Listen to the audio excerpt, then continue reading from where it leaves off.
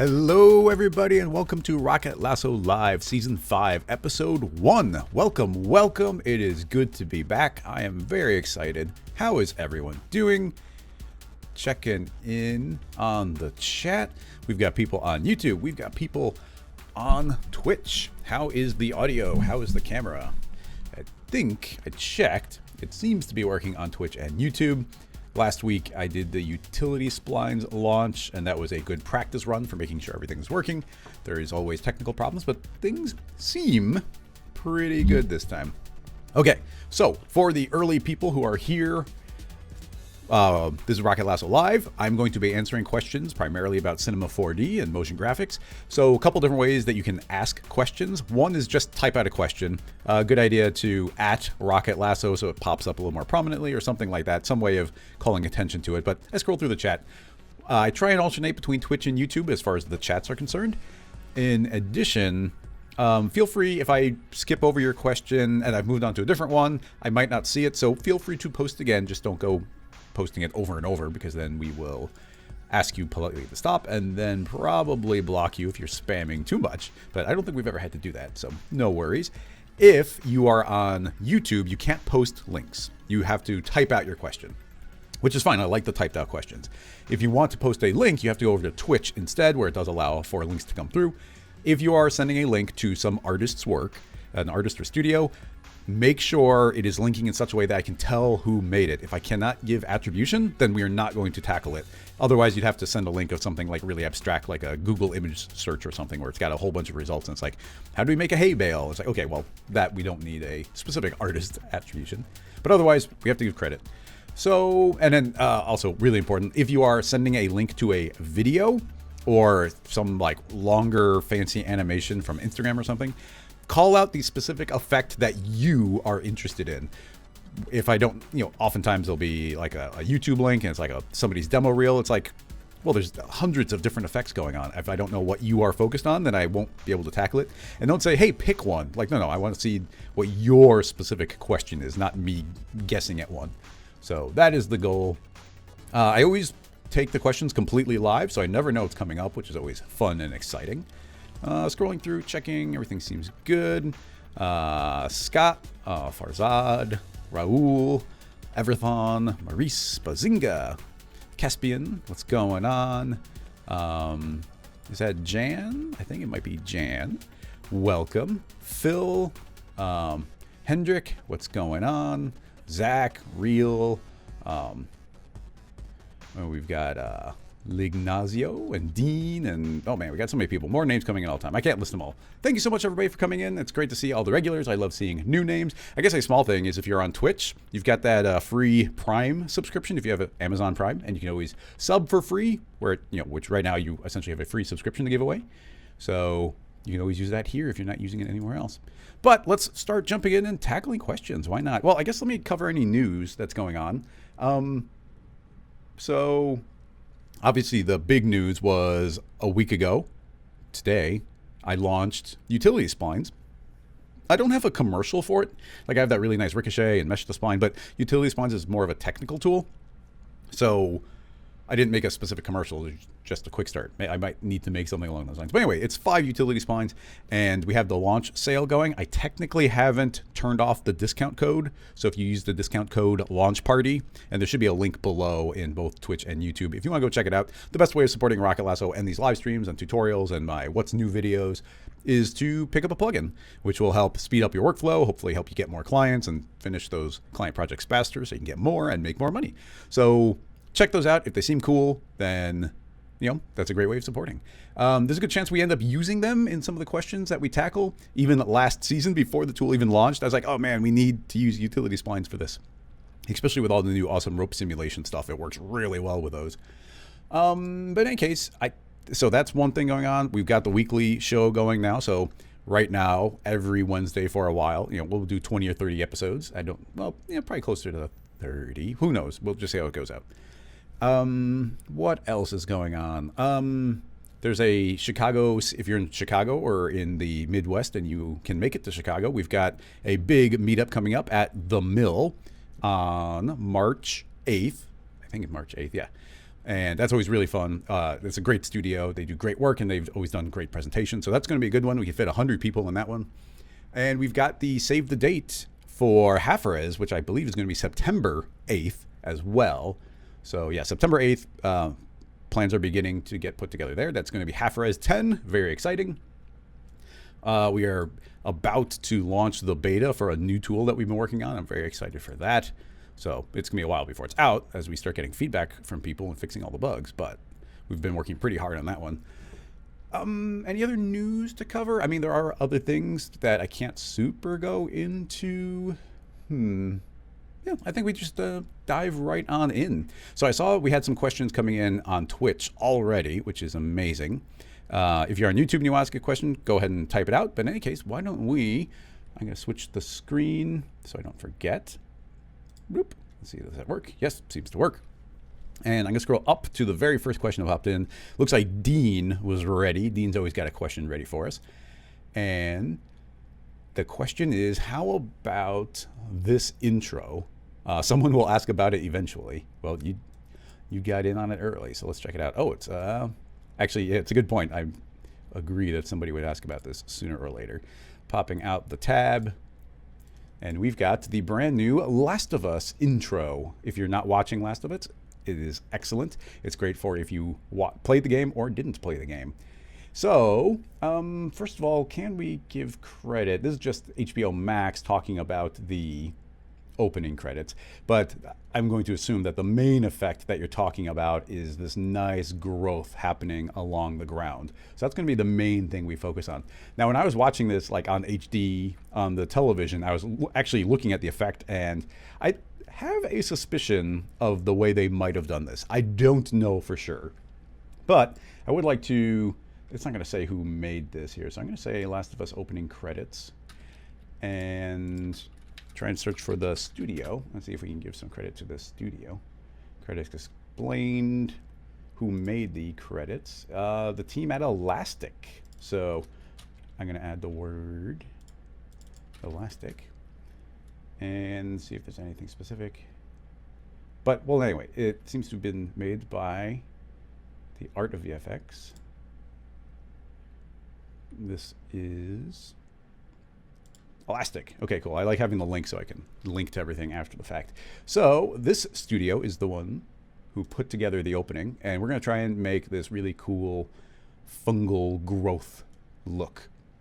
So jumping into Cinema 4D, we are in 2023.1.3, and the point numbers have become very important because when point 1 came out, that's when Pyro got introduced, as well as a bunch of additional symmetry tools. So point 1 releases now can have significant changes. But in any case, we're not going to be worried about any of that for now. Here's my thoughts. I think that everything involving that fungus growing, what's the word for that type of growth? There's I keep saying fungus, but it might not be a fungus. But in any case, I think it's all displacement. Oh, slime mold. Yeah, slime molds. Spores, molds, and fungus. So yeah, mold. So I think that that is a displacement trick. I believe, and here's the simplest possible version. Let's say that we have a plane. I'm going to make another plane. We'll make this plane go exactly 1 unit lower, so just barely a spacing in between those two. The lower one, I'm going to make very subdivided. So let's just say 500 by 500. And in the simplest possible form, I'll make let's make this plane just the model. Automatic, set that to kind of a yellowy orange. And we'll make the ground color a basic desaturated brownish color. Okay, so if we call that one ground, call this one the slime mold, I'm thinking that this is a simple case of displacement. So if I were to make a plane and inside the plane feed in anything, so in this case I'll just make a random field, say that this will be deforming the points. Now you see they're all deforming on Z, but if instead I say don't deform, well, they're on Z relative to the object. If I set this to absolute, actually if we set it to a vector, then now it's going to be pushing upward. So if I say just push up by 2, do you see how all that stuff is sneaking through the ground. I think that's a lot of what's going on in the effect is just sneaking up through the ground. So obviously this noise pattern is not going to do too much for us. Different types of noise will look better. I think you would call it chronal, but I don't know. That's probably going to be a slightly better noise type. If we move into the plane, go into fields, I could remap that with a curve. So if we sharpen this up, maybe we need to invert it, possibly. Flip that around. Yeah, so you can see how we can get some line-looking things going, but it's not going to be perfect. So I'm thinking we use our plane effector as a deformer, and you know I like to rename plane effectors to the deformers, or I like to rename it so that you know it's not acting as an effector, it's acting as a deformer. So I think that we should do this with some splines on top of here. And actually, oh man, we're going to be able to get to do so many cool things here because we'll be able to use the new trim modifier that I made, well, me and the brothers made at Rocket Lasso for Maxon. So we can just draw some splines. Like I could just manually draw out a bunch of lines, but I'm thinking, and it's even in the shot here, you see there's a lot of kind of randomness where things are just kind of overlaid in very crazy ways. You see how they pass over each other? I don't think slime molds actually do that.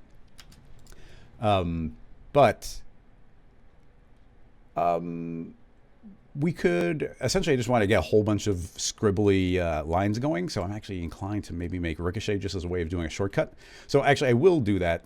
But first I'll just show you a quick way you can manually do this. So here's my thought is if you just make a spline, you could just, you know, start clicking around and making a very complicated line. Now I could take forever and do as many of those as I wanted to. So that's what you could do manually. Instead, I've got my plugin, which is Ricochet, which is just going to be convenient for this. So I'll give this a height of 10 and let's say width of 400. And inside of that, I will create a Ricochet. And you see that this is a laser shooting. And I can put the laser inside the box, tell Ricochet to, this is our plugin, drop that into the cube. I will hide the cube, and now you can see that we've got this line, and I can just now crank up this length and have it bounce around all over the place. If we align to the surface a little bit, then we won't get all these extra little bounces happening all over the place so much, so we can just follow the surface. And yeah, and now I'll just keep cranking this up until I've got essentially the amount of lines that I want. Now we could, there's a lot of different ways we could draw out different lines. This is just the way I'm happening to do it right now. I'll hide the original 2 ground planes so I can visually see this a little bit more. Yeah, we'll keep this relatively simple. Let's just do times 3. So yeah, a reasonable number of lines. We could add like more bounces here, but I think that's working completely fine. Okay, having done that, I could make this editable, and now it's just like we manually scribbled. So you could bypass Ricochet in this case if you were inclined. Now you could also, I'm going to try and be less shy about using the Rocket Lasso tools. I've always been completely avoiding them, but I'm always going to try and show if you want to do it the long way or the more manual way, then I'll always show you that as well. So I'm going to want to have this be a certain subdivision. So you could set this to a particular type of subdivided, but you're going to have to deal with the curves and you can't visually tell what the spacing is. So instead of getting the subdivision working that way, I'll feed this into another tool, our brand new utility splines. I'll feed that into I'll do a resample. So I'm gonna throw that into a resample, and I'm gonna say that I wanted to resample that spline every step of 5. So if you hit tick marks, and I say, show me the tick marks, then, and I might need to make that a little bit bigger. Oh, we have to be in object mode. So let's reset that. So you can see I've got these little tick marks showing where all the subdivisions are, so that you can actually get some visual feedback for that. So that's why I reached for the tool, because we can actually see what the spacing is.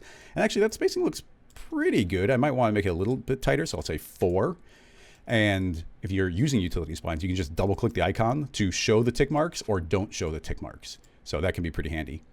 So I don't need to see them anymore. I know it's a pretty good subdivision. I'll make a copy of the ground, and this one will just say collide, because I want to scale it up a little bit larger, and probably, actually I'll take the Ricochet and the ground and move these up into the air a bit so that it will correctly collide with that layer of ground. Because now I would like to add a simulation rope. So there's a rope tag on there. We need to be able to collide with a collider. So simulation collider. It's going to collide with the front. I'm going to say, actually, we'll do pretty heavy friction, no bounce. Just checking chat, make sure everything's working. Okay, so hitting, I should be able to just hit play. Now, my computer prefers doing the GPU version or the CPU version, but if I hit play, it's fine. It's just like a tiny hiccup. So if I hit play, we'll see that just falls to the ground, and we're going to get all these lines lying pretty flat. But I'm going to say that this rope, you know, the new rope simulation, I'm going to say it's super bendy. So 555, very, very bendy. I'll even give it a bit of stretch. It doesn't super matter here. And then we've got a radius that we want. And the radius is probably going to be, well, I don't know. Maybe we do want them to all be like super on the ground. Otherwise, they won't push up accurately. So we might need to, I might want this to have like almost a thickness of nothing. Or we'll do very small, like 0.01. Which I don't think affects the speed at all. If I hit play and let them all just fall straight to the ground, then we should end up with something pretty dang flat overall. I kind of want to be able to get them to look a little bit more organic and bendy. So I'm thinking we get a little fancier with this. Why don't we add a little bit of displacement, or not displacement, we'll add more turbulence. So I'll say I would like a simulation force, add a simple turbulence, and crank it up to 55 and give it a reasonable scale. Around 100 is probably going to be fine here. Hit play, and then you can see that is drifting around a little bit. For now, I'm going to pull back on that friction and hit play. Now we see them all sort of moving around. The turbulence is quite large, so I'll pull way back on that. A third the size, hit play. Now a little bit smaller. I guess I could probably want it to be pretty dang small. So hit play again. Yeah, let those drift around a little. Make it stronger, but small. Let these drift around. Just get some slightly more organic drifts. Now, obviously, there's a lot of things we can do to control these and get really specific if we want to. But for now, I think that's probably fine. I'll pull it up into the air a little bit, just so that it has a little more time to fall and collide. And it looks like some are escaping. We could crank up certain settings to clean that up. But honestly, I don't even think we need to worry too much about that. Now, what's great about the setup I have now is it's all parametric. I could rewind here and be like, oh, you know what? There's too many lines. It's going to be too messy. So I could say, okay, Ricochet, go back and make this 1/2 the length. It's going to erase out half the lines, but it's all parametric. I can play, and those will just fall to the ground and continue to work. But I really do think that this is too many lines looking at our overall setup. So I'll divide that in half again. And yeah, just let those fall. So that's looking all right. We do get these little hanging ones. Collision-wise, I guess the easiest thing would be, say, simulation. And we've got our sub-steps and collision. So I'll crank up our collision passes because it's running quick. And let's do 3 times as many sub-steps. Just see if that helps at all. It might not. Actually, that didn't help significantly. It also might help to add a few extra subdivisions. I'll say 55 by 55. Hit play. Hard to tell if that helped, but I don't think it hurt. So it looks like a few are escaping slightly, but I think that's fine for me. Now we could just leave that there. I think I'm actually inclined to bake that down. So it's probably pretty safe to put that into a connect object and then tell that connect to be editable, and now it's baked it down. I will copy that spline, hit undo, and bring back this hierarchy, but then turn it off. So I can always go back to that. We also use recall there, but let's not worry about that right now. So let's just call this the path. I'll call it the mold path. Cool. So I can also flatten that out now, selecting all of this coordinates, scale, and I'm gonna scale these down completely flat. Okay, cool. We'd have to go to these coordinates, put this exactly at 0. And yeah, we've got a nice flat line there, a little bit organic, a little bit wiggling around. We could play around with the distribution of that forever, but let's not worry about that anymore. So that is now a path for our line to pass through the ground. We don't visually need to see the collide anymore. So I'll bring back our mold. And I'll bring back the ground. Technically, the mold is 1 down. I'm going to move the mold to exactly 0. And I'll move the ground up 1 or 2. Now, with that in mind, we can go into our plane deformer. And what is that going to view? Well, I'm going to have it view, not this curve. I will have it view our baked down mold path. Dragging that in. You see it's going to look a little bit funky down here. Actually, it does kind of a cool Voronoi pattern. If you can see it, let me see if I will show it a little bit better. You kind of get a cool looking Voronoi path, the way they're all crossing over each other, which is an effect to explore a different time. But what we need to do right now is say, actually mold path inside of the plane deformer. I would like you to not be a curve. We could say that you're actually going to be viewed as a radius. And now there's a radius that should be traveling around all of those, giving it some thickness. And you see it down here. It's looking all right. I don't think we're deforming enough, so I'll say that this should push up more. And there we go. Now you see it starting to snake through the actual surface. So yeah, that's working just fine. So we can control the way that this radius looks via going to our fields. And yeah, this radius that we can control. So I can go really small or really large. I think smaller is going to work better here. But we can also keep in mind that these might need to layer up a bit, because it's not going to be super aiming for this effect here, because in a lot of ways I think like a particle simulation might be a good way of actually creating the extra branches and whatnot. But trying to make a simple cinema version here, if I make a larger radius here, and we're going decently large, we could overlay that with some sort of noise. So let's put that into a folder, and along with that folder I'll make a random field and put that inside. And in this case, we don't need color, but I would like this to multiply on top of it. And we can find whatever type of noise we want. A cell Voronoi type might work all right. Actually, temporarily, I'll pull this out and just set it to normal so we can see what we're working with. And what I want to find is something organic looking. And actually, that's going to work pretty well, I think. You get these nice little bumps, so it's kind of like gross and organic. So the thought is, we should invert that noise. I think I can go into remapping. Fields always are very tall parameter-wise. So under remapping, I'd say invert, and now we get the opposite. So now we get these little almost like paint drips moving upward. So then it turns, we could layer several if we want. It's not the quickest to calculate. We can shrink them down, get tinier dots, and we can also do a little bit more remapping. So that they'll be a little bit larger, maybe something like that. So I could throw that into a folder and then make a duplicate of it. And that duplicate, actually that duplicate is not an actual duplicate. So I'll copy that. So that'll actually be number 2. And that will be a duplicate. So those could, I think, add to each other. And I'll put a different random seed. So different random seed and a different scale. So those will be larger in general.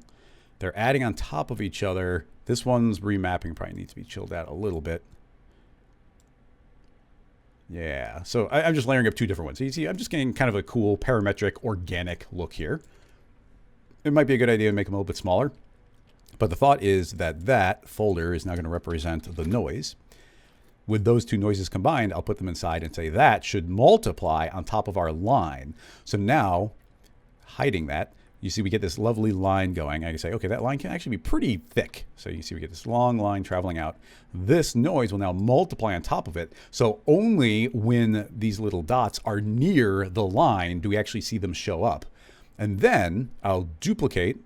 I'll right click and say duplicate that spline and move it up. And now that is now a copy of that line. So this one I'll say, but you're pretty thin. So I'll move that down to, I don't know, 4. And then I'll add that to it, or we could screen, and that will layer on top. So now you can see we've got a thick line, which gives us those extra blobby details, and a thin line that's for sure going to connect all of them.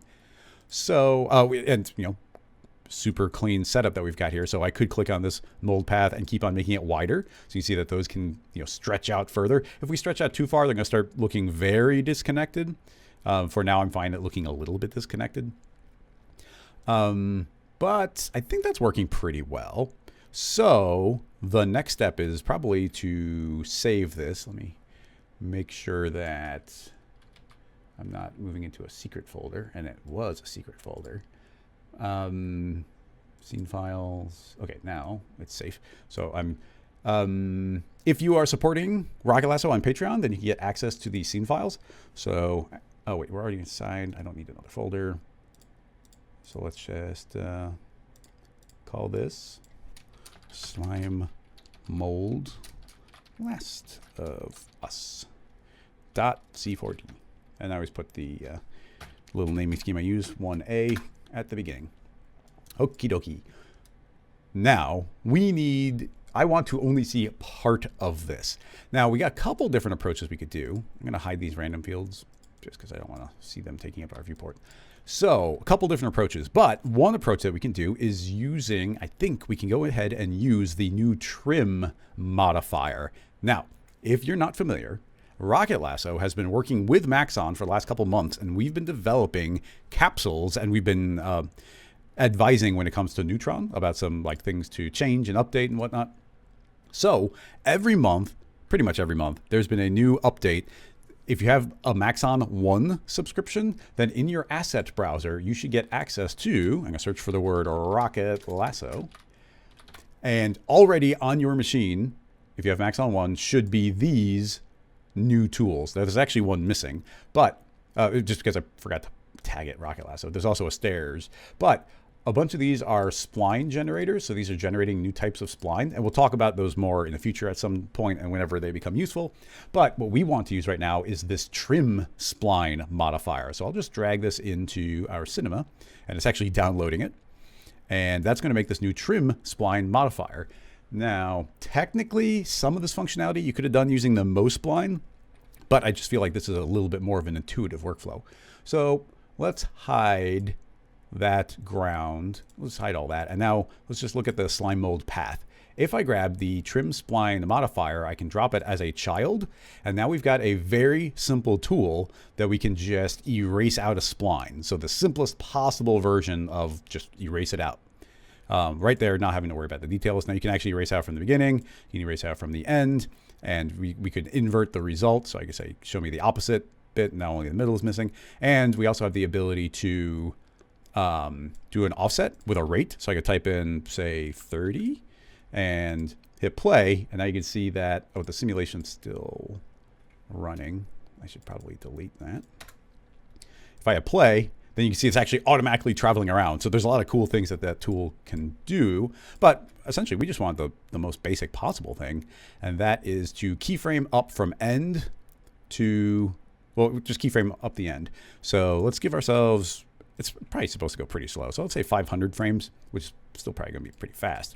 Control D, and for now, I'll say animation linear so that the keyframes don't have easing in and easing out. Trim spline modifier at the time of 0, keyframe, and at the end, it'll be up at 100. Having done that, hit rewind, and now we can see it. Yeah, it's still pretty quick. You know what? That's fine. Let's only, at the end, we'll only have drawn on like a little bit of it. Keyframe again. Okay, so now we get this line animating itself in. So having done that, now hopefully, I haven't tested it, but hopefully we can have that filter through this system because it's seeing a modified version of the mold path. So if I hit play, excellent, it's working straight through the system. So now we can see that that line is going to animate and travel through everything that we've got here. Yeah, I mean, I'm quite pleased. That's essentially what I was aiming for here. A lot of the additional effects would be some sort of, we could do like a spreading effect. There's a lot of different approaches we could do here. Even if we drew out a spline, we could potentially make, actually, yeah, we can modify this rig to make it so that the paths can more organically jump the line, because this is going to be very linearly just drawing one continuous path. But an actual slime mold is continuously kind of expanding outward. So we can actually do that version of it. But yeah, you can see that going along, just displacing all this geometry. It is quite subdivided, so you can see that displacement's going to be taking a little bit of time. But yeah, that is working quite well. I'll save this version where it's at. I'll go to a slightly future time just so that when you open the file, it actually has some info. But now, instead of using the trim spline, let's see if we can have it more organically spread along. What I'd love to do would be, I kind of want more lines, but thinner, but I don't think we're set up very well for that. So we'll just do a lower, what's the right way of saying it? We'll just have it spread here just from the lines that we see. So this will be the end result, but we want it to grow on differently. Now, I don't know if this will work. It's probably a little bit dangerous to try it this way.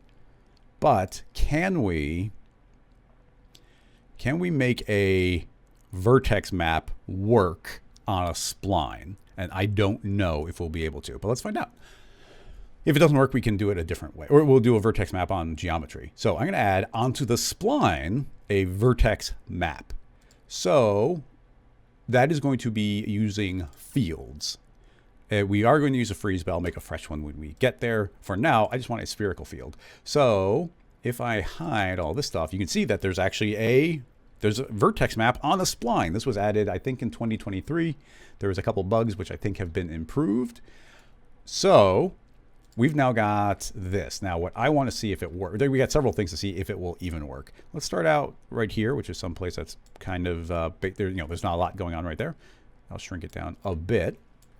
And I want to see if we can get it to organically grow. Will that work on a spline? I don't know. Adding on a freeze, the standard ingredients I do to get something to organically grow are freeze set to add. So it's going to see what came below it. And then in the freeze, we'll say that this is set to grow mode. It needs a significant radius. We know that the spacing here is 4 because I set it to 4 with utility splines. So 10 is a little bit larger, but honestly, I might even want to go bigger than that. I'll go all the way up to 30, but I'm going to do a very small effect strength. We'll say 10. I might even go smaller. Now, if this is working, and I don't know if it will, if we hit play, we should see that, oh, excellent, it's working. Do you see how these are spreading out? But because they're spreading out as a vertex map, all they care about is the distance. Essentially, each leading point is doing a search radius around it. That search radius is currently set to 30. That search radius is saying, okay, I've spread out that way and I've spread out that way. Have I found any new points on that radius? Oh, I have. Apply an effect strength of 10% to them. And then those start searching where those are. So that means this can organically jump from one part of the spline to another part. So instead of it being one continuous growth traveling from one side to the other, instead we get a spreading animation. So I'll move I'm going to grab the radius effect and shrink it down. And I want to go way slower. So I'm going to say 2%. Hit play. Is that too slow? That's pretty dang slow. Go up to 5. Just because for the live stream, I think we crank that up again so it goes a little bit quicker. But we see that that line is now spreading, and it's spreading down every possible path. Okay, now that part is working, which is good. Let's save this again. So we'll say, oh, I forgot there's a shortcut for that. And mines are automatically applying these numbers. I got to turn that off. I like having direct control over it. This will now be B. And this will be spline vertex weight map. Okay, cool. All that's working. I'll bring back the ground. Actually, let's not even look at the ground. Let's just look at this deformation. And those are pushing up. Now, inside of this effect, we are seeing, we're seeing the final overall look. Can we drag in this vertex map is the question. Okay. Nearest. That's interesting. Nearest. That is it. Nearest. That seems a little weird to me. So it's seeing the nearest point, but these do not feel like a very linear. I was hoping we could just see. It's finding the nearest point. The polygons are subdivided. Maybe it's fine. The saying nearest point, we could say average, which will blur it in theory. So I could say 10. Yeah. So if I multiply that effect only where the spread has happened from this map, should the underlying effect get exposed. That's the idea. I don't know if it'll work. So let's turn it on the ground, rewind all the way. Okay, There is like a refresh, so sometimes I'll hit rewind all the way several times. So let's see if this will refresh properly. Oh, that's a good sign. Okay, so now we've got that line, and it is spread. It's going pretty slow, so I'm going to speed it up. Freeze. 15. Double the speed again, essentially. Hit play. Okay, so a little bit faster. So we've got that underlying effect, and now there's a new mask on top of it, multiplying it. But now you can see that we hit this midpoint, and suddenly it can spread in all of the directions. So it's just a small modification of what we already had, but now you can see how the effect, we can add so much more on top of the effect. So yeah, that's working really, really well. Keep in mind, we could always add right now we're getting it's going to ultimately, if we zoomed out a whole bunch and looked at this perfectly from the top, you're going to end up with something that looks very circular overall. We could stop that from happening by multiplying I guess the radius by a noise.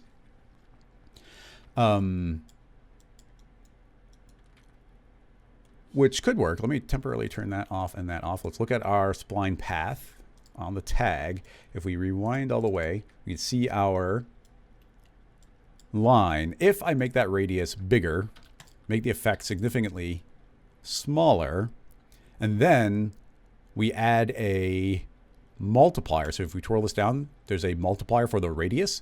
So inside of there, I could create a new random field and put that in as the radius. Although I like seeing it beforehand. It's going to be a little bit harder to tell on the spline, but you see how we've got like a bright point and dark point, bright point. So my thought is let's make something kind of crazy like a Naki perhaps. Naki. And I'm going to make it pretty large. So I'm going to keep on cranking up the scale. Yeah. So now you can see, do you see how like right here it's a little bit more orangey and over here it's a little more red and over there it's a little bit more yellow. That's going to be multiplying on top of our values, therefore shrinking the radius, therefore slowing it down. That's the idea. I will give it some animation speed, relatively slow. That way if there's an area that's moving really slowly, eventually it'll kind of morph out of that. And now the basic idea is hopefully if that is driving the radius, if I hit play, we should hopefully see as these spread that the speeds will have a little bit more variation. And it could be that my scale is off. Let's shrink that down. I feel like it's a little off. So that's going to start spreading. It's doing a fine job there. And that spreads here. Now you see, let me pause it and see if we're seeing the effect at all. Yeah, I think so. Do you see here, it's traveled from that point all the way out to here. So a decent distance. But then it's only traveled visually about half that distance onto that one. So we just added on some visual or via a noise, we changed the way the growth is happening slightly. So, yeah, and even there you can see that we've removed a lot of the spherical, kind of the circular spreading out where it looks a little bit more perfect. So anyway, I think that they might have drawn, that their base map might have been drawn with some sort of particle simulation, but ultimately the final effect, the way it's actually growing on the surface, I can't tell you for 100% sure. Go up to, I can't tell you, I gotta be careful because I can't full screen that because there's a good chance that even with no audio that the episode will get copyright claimed because we're looking at something from HBO. But if I look at those closely, I feel like those are sneaking up out of the ground. So I think that even if their initial growth pattern was made via some sort of particle simulation, I think ultimately it's driving a displacement map, which is making a surface push up. Now I'm doing it by having one pass through the other, but you could also do it just by like recolorizing it. Like the entire thing could just be being treated as a displacement on the material, and it could also be driving the color in the material, where I just have it pass right through. If it was directly on the if it's directly as a material, you might even do a better job of having this not be flat ground, which honestly wouldn't be too hard here. We just would have had to have projected the original spline onto some sort of deformed landscape. And then, I mean, honestly, a lot of things to be layered up here. Let's try and make this look a little bit grosser by, we can add maybe some pop marks on here. Let's make another random. And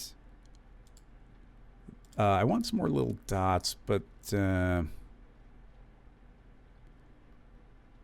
do, what's a good one? Essentially, I just want to do we don't have too high of a polygon count. I want to, you know, I'm just going to keep it simple. We'll put a Perlin noise, and the Perlin noise is layering up on top of everything. So we could just say like add it on top, but I don't want it so much I can sneak through those. So the overall effect should probably be like weakened significantly. You know what? I don't want that on that layer. What I'll do is duplicate the deformer, and this one, now we can get double layers of bumps on it. And I don't care about all those extras. So we might even, you know, I'm gonna get rid of the mask, I'm gonna get rid of the spline path, and now we've just got those noises. So those noises could be, even that's got a path still, so just give me the noise. So turning off that first deformer, and honestly even the ground, I want to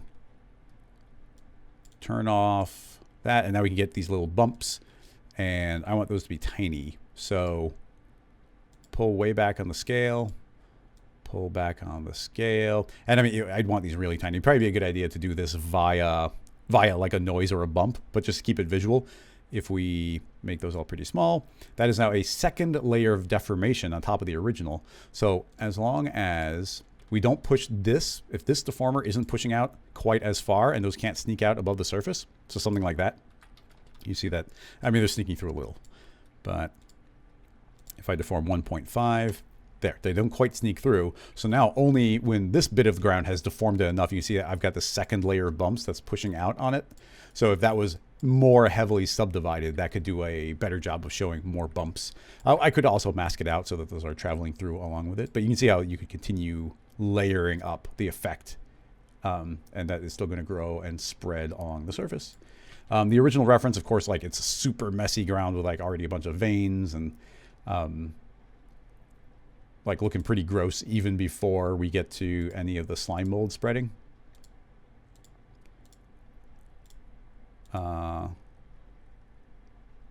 Yeah, they got these nice little star patterns. Those are all things that we, especially now based on, like I used Ricochet to build those original splines, but as long as we feed something into this original mold path, like we could manually draw out like a star pattern, a lot of like manual artistic control you could do there. You could also keep in mind, I was doing it parametrically, but you could also paint these weights onto the spline. So you could be like, I want this path to be slow, this path to be fast. Like you could artistically control very precisely what all of those are doing.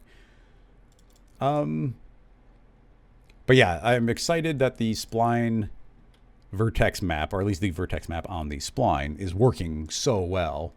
Well, it looks pretty cool from underneath. Now it's erasing them out, but it's almost like we got these highways. That's cool. But yeah, that's a technique that, or we're going to be using a lot of vertex maps on splines. I can guarantee you that. I'll save over that one. That'll be the end result of that. I think I'll wrap that up as a question unless anybody has a specific follow-up to it.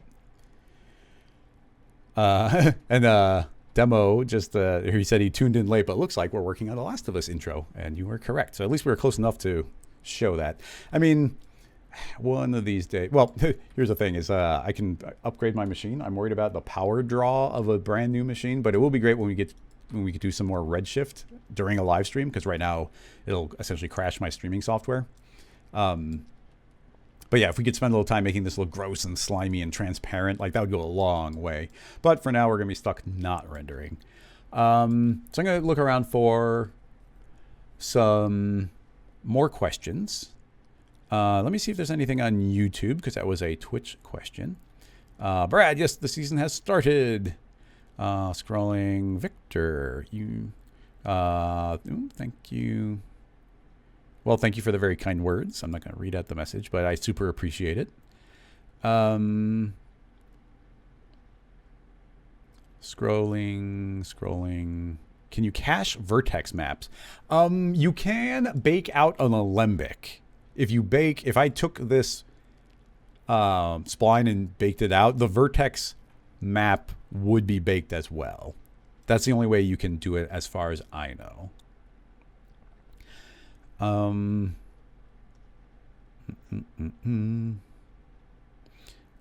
Victor has a follow-up. I want to work as a motion designer. What's the workflow like? I'm not the best person to answer this, but it goes to the question being, do you get to work with various studios for certain projects, for certain shots? How do you share files with a team? Those are all great questions. I essentially don't do much of that. A thing I gotta ask my buddy, but I did some work with a studio very recently. For a movie that's not quite out yet, but it's going to be out soon. I was helping work on the intro animation. I'm going to get permission to see if I can actually talk about it a little bit more actively. I won't be able to show scene files until after it comes out, I'm sure. But let me switch the screen because why not?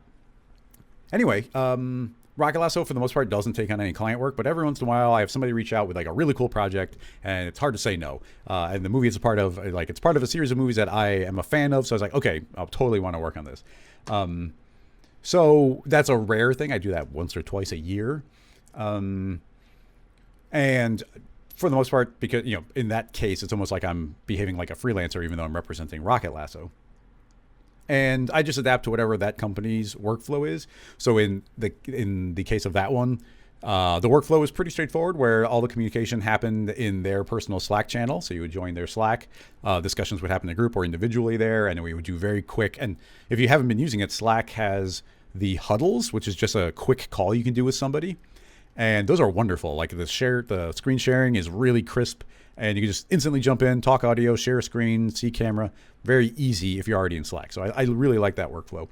And then they just had a giant Dropbox that would sync everything. Now the Dropbox ended up being like many gigs, where it filled up my hard drive when I tried to sync it, so I had to get rid of it.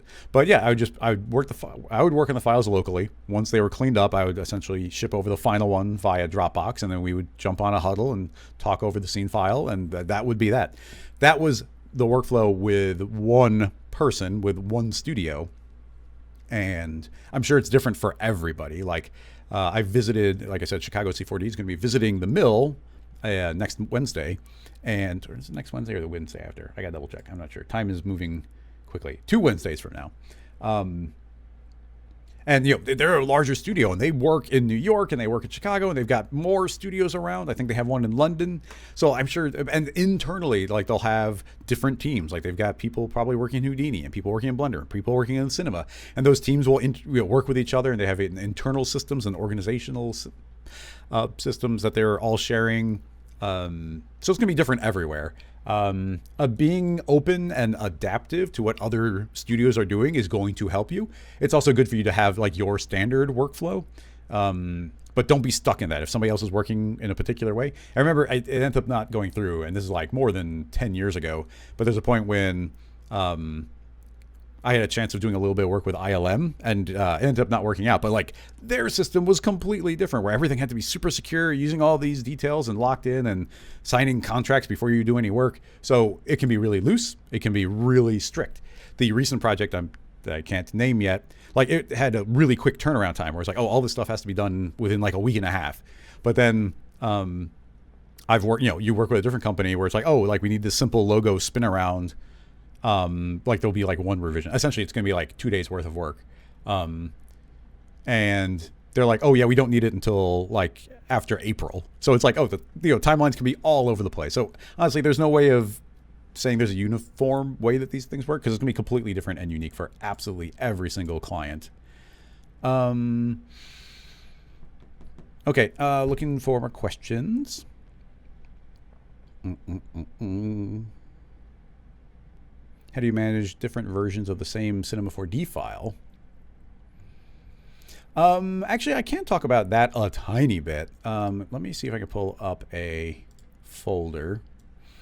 Okay, I'm going to open up the working folder. Yeah, this is the working folder when we were working on Dash. Actually, let me find Trim, just because this one we already talked about a little bit here. Trim. So I think this is fine to pull over. So, I guess I did all the masterwork in the other one. Okay, I'll talk about Dash. So here is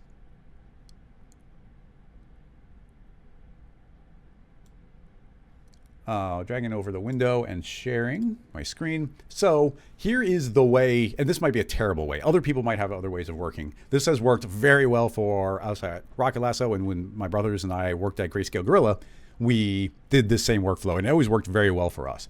Now, we work on Dropbox. Sometimes things are kept local, but we work on Dropbox. So this was our process for working on Dash. So I made, essentially I made the first file that was prototyping all the basics and like all the interface that we want to work with.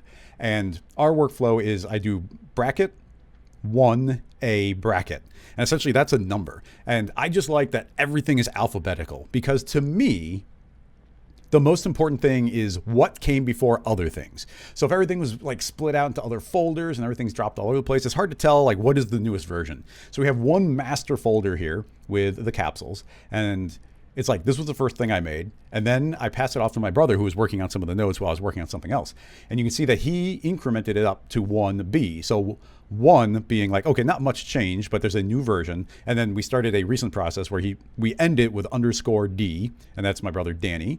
And then I would do _C. And it just lets us know who was the last person to touch that. And we just keep on incrementing as we go. When a major change happens, in this case, I might have a meeting with Maxon and they give a bunch of notes. It's like, okay, cool. A significant change is happening. So we somewhat, just based on instinct, we'll increment up a new number. So it's like, okay, we've now jumped into a new chain. We know that's a new chain.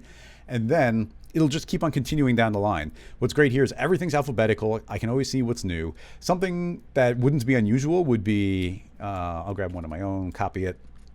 Something that wouldn't be unusual would be, I might be working on like 2A and I'm working on Dash, and I might like put _ bits. That's a common thing I say, which is like, oh, this is, so I've got 2A and it's like the real file, but now I've got 2A bits.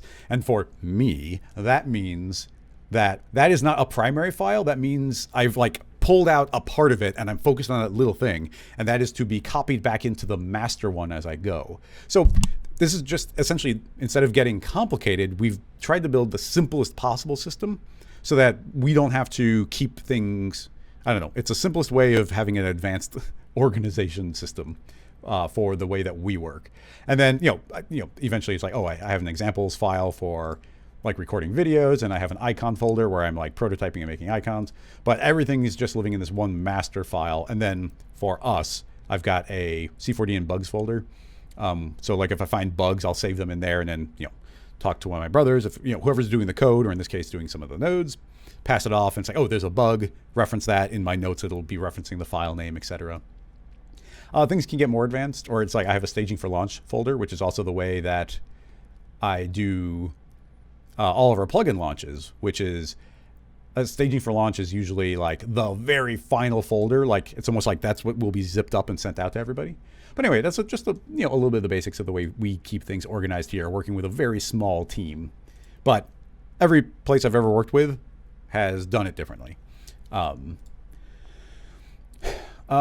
if anybody is everything still working? Somebody said audio. Oh no, it's fine. Anyway, yeah, thanks for the question. I don't mind tackling those meta questions sometimes. Going back up to Twitch, I believe. Yeah, and don't be shy about posting a question again, but right now I do have the luxury of easily scrolling back. But I do jump around. So Lignazio said, is it possible to achieve an effect similar to this? Linking to Twitter. I'll mute the tab just so it doesn't play. Let's see what we got. I have no idea what to expect. Whoa. Light, structures, design, art direction. Well, it's Houdini. So 3D in Houdini, presumably. This is from Sergey, presumably. Sergey Sharopov. Apologies for our bad pronunciation. Well, I mean, there's a lot of what makes this look cool. A lot of what makes this look cool is the lighting. Like, it's got really, really nice art direction. I'm less inclined to do, well, I mean, it goes to, we can't really do Redshift stuff right now. One day. But not counting that, looking at the more technical part, what we've seemingly got is a stream of bubbles coming from some central location and either growing or forcing all the other ones out of the way. So we get like a constant flow of them. There's some camera cuts, so there's no illusion of this looping, but it's a very cool effect. I like it. So with all of that in mind, what can we do? The obvious thing is going to be some cloth simulation, which might be a good way to do it. How do we... That could be fine. Oh, it's almost like we want some bubble buoyancy. That could work. I haven't tried doing a bubble buoyancy with the new soft body, so let's begin with that. That seems like a nice, easy thing to begin with. I wonder if it would be a good idea to do a different type of sphere. It's actually one we don't use too often. Is it a tetrahedron? No. Which one is it? Hexa? Yeah, the hexahedron might be the best type of sphere to use for simulations because I think this is like technically just kind of like a sphere. This is like a spherified cube is what I'm trying to say. So I'll have a few subdivisions on here, nothing crazy. And here's the thought. Simulation, cloth, not sticky. It will only collide on the front side. It's going to have, ballooning-wise, a decent amount of overpressuring. Actually, that might... Yeah, we'll have it expand over time. And we'll start out, we'll leave it... I'll shrink it a bit to begin with. We'll say 25. Now, gravity is turned on, so when I hit play here, it's just going to fall away. And the pressure is slowly going to move in. That's fine. My thought is, can we create like a buoyancy effect and make it float? The thought there is, and I made a technique not a technique, I made a tutorial using some techniques way back in the day, and I want to see if we can do it with the new system. So the simplest thing is I'm going to make a wind, and the wind, I'm going to say 40, but I don't think 40 is the correct number anymore. This should automatically be applying to the system. So if I jump this to 100, is that the correct number? No. Let's try 1,000. I imagine 1,000 is the correct number. Okay, so now you see at 1,000, it's almost neutrally buoyant. The bubbles are kind of forcing their way up through the surface of, say, some water or some liquid. So I'm going to actually make it a little bit extra positively buoyant. So now you see this wind is counter blowing this to push upward. Now I can make a field and limit where this is going to get applied. So I'll say, I can never remember if it's y plus or y minus. And why is it? Oh, I rotated the wind. So I'm just going to guess. Let's do Z. I'm going to make this pretty harsh transition right there.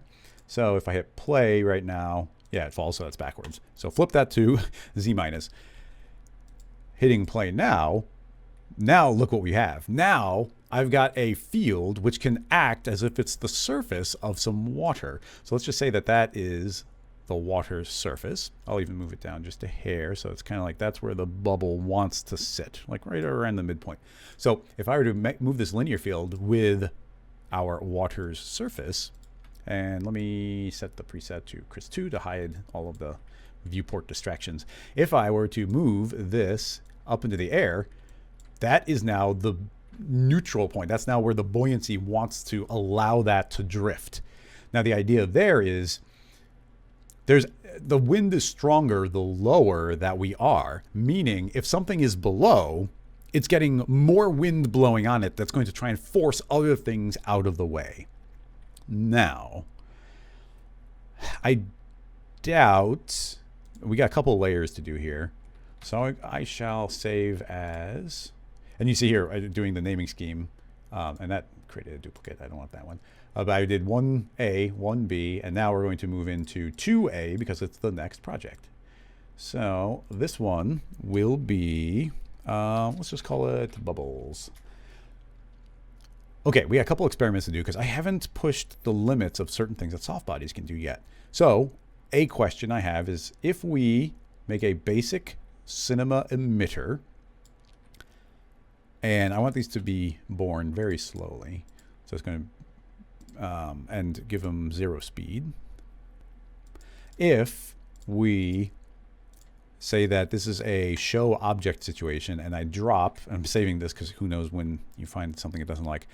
I'm going to put the sphere inside the emitter, and now it's going to create copies of the sphere, but Will they have the soft body applied? That's what I don't know. Okay, it's taking off really quickly. It does I thought I said 0 speed. I'm going to temporarily just pull this tag off.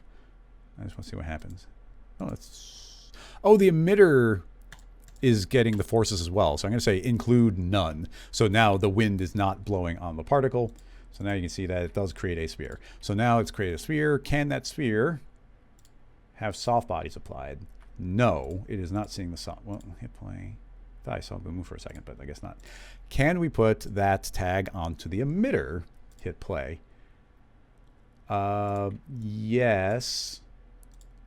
Oh, and they collide. Okay, so that's the workflow. The tag doesn't go on the child like rigid bodies used to, or the bullet simulation. You put it on top of the emitter, and it's applying to all the children. I don't know if that's going to fully work for us, but let's step through and see what we can do. Okay, we need way more frames. Jump up to 555, and now you can see each one is pushing up. And now you can see essentially what I was sort of hoping for in the basics is each one drifts up, and that one, you see how it's pushing that one out of the way, and that one pushes that one out of the way, and we can keep on emitting more and more and more of them. That's the idea. Let's drop the segment count because we're going to be making quite a few of these. Now, a big question is, I'm going to say that these are pretty stretchy. We can also say they're pretty bendy. I'm going to say they're very stretchy. 5 should be pretty high. Oh, no, 5 is quite high. The passing through that linear field was a little twitchy. Not sure what to make of that. I love the way they look like they're floating, though. Like, that's working really well. I think it's working better than the bullet did, so that's cool. Stretchy? Okay. Yeah, as they pass through those forces, you can see that that's really having a big effect. They're fighting each other a little bit. I want to keep the settings as default as possible, but let's double our collision passes. See if that does anything. Yeah, they still pass through that twitchy zone. Not sure what to make of that. And then they kind of just blob down without getting their... But anyway, what I really wanted to do is put a lot of pressure on them and see if that actually is going to apply. So, hitting play. That one inflated. Oh, it does. Okay, each one. Okay, excellent. Each one is getting born, and this expansion time seems to be getting applied to each one individually. I'm going to double the length of time it takes and say 10 times the pressure. And then the original sphere will be way smaller. So we get a tiny sphere, but now there's pressure that's forcing it to inflate larger as it goes. Technically, there's some extra settings we can do that could make these actually want to get bigger as they get nearer the surface. But let's not worry about that quite yet. Stretchiness, probably not so important. I'll put that back to 5. Boing, boing. And honestly, they probably don't need to, well, I don't know. We'll just find out.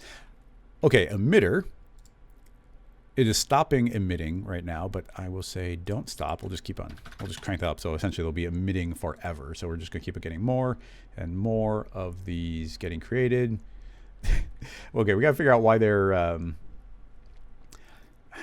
mean, they're collapsing. Are they collapsing because there's a very strong wind force? And as they pass through that wall...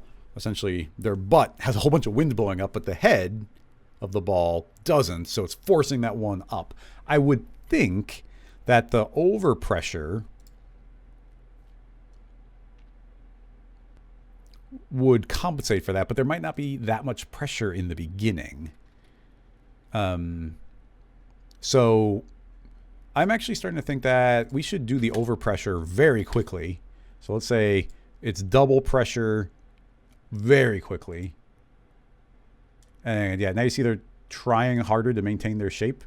I'm going to say overpressure 5. And let's see if that... Yeah, they're okay. Those are definitely doing a better job of maintaining the shape.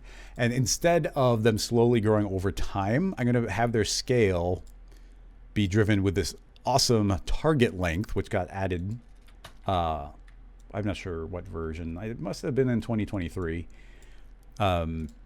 So we've got a lovely target length, and I don't know if it's going to work with the emitter, but the target length will accept a vertex map. Almost everything accepts a vertex map. So I'll make a brand new linear field. This one will be grav for the gravity, and this one will be size. The size might not work as well as I want, but let's just tinker around. So actually, I might have a workaround if it works. So again, let's see if we can push the limits of a vertex map. I don't know if it will let us. Okay, so vertex map, viewing the size, and now if I hit play, will those vertex maps show? They are not visually showing.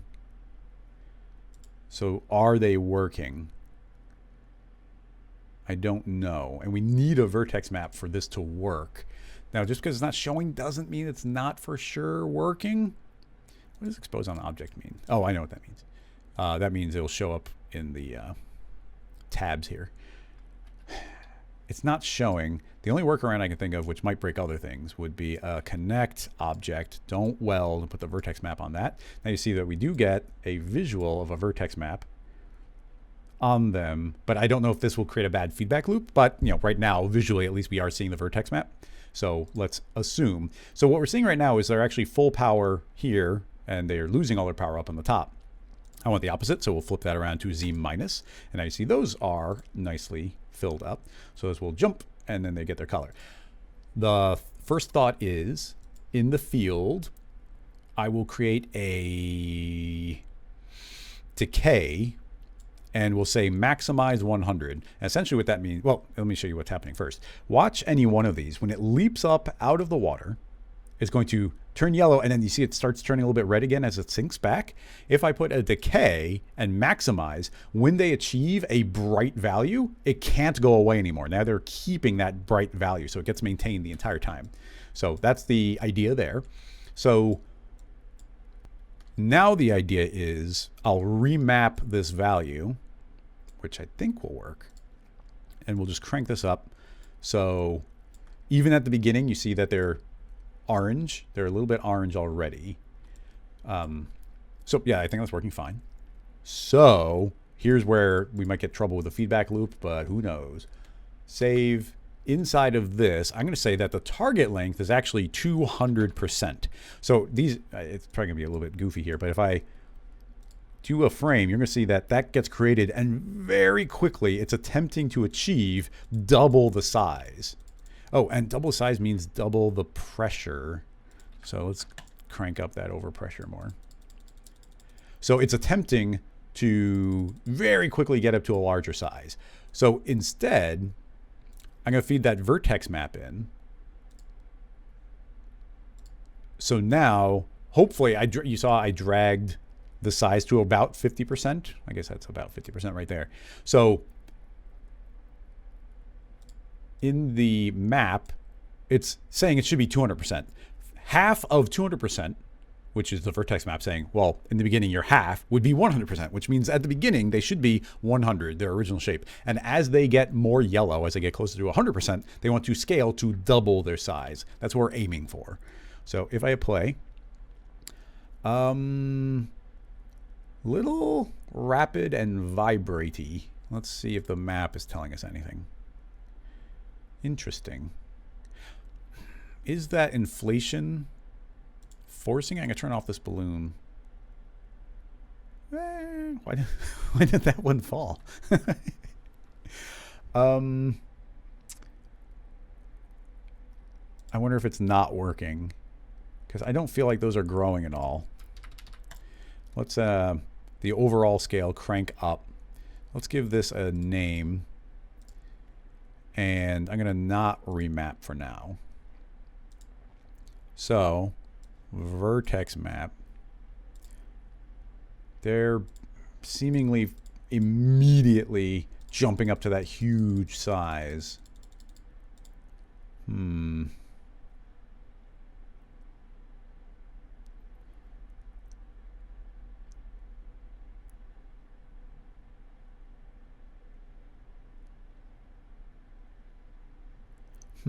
I say,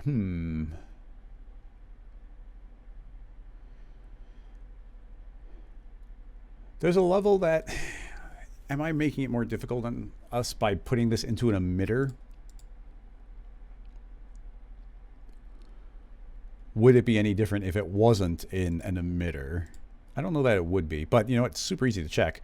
And the idea would be, instead of putting this into an emitter, we put it into a cloner, set that to a linear, make a bunch of them, we go negative. So now there's just a whole bunch of them below the surface of the water, and they'll just keep going up. They're already all existing all the time. If I just swap that in, those could all be baked into a single object and get the vertex map. Or does this work? Oh, well, maybe. You see that the cloner is successfully seemingly seeing the vertex map? Oh, okay. Okay, look, that is now growing the way I wanted it to. So the emitter, something about the emitter was stopping it, and the connect object was fixing part of it, but not all of it. And now you can see that those are growing to insane sizes. So let's try and do our remap again and go back to our original, just go to double the size. And now you see them grow as they go up. Turn on our extra pressure. So now, are they, I mean, they seem to be. Do I want to push that even further, push the effect more?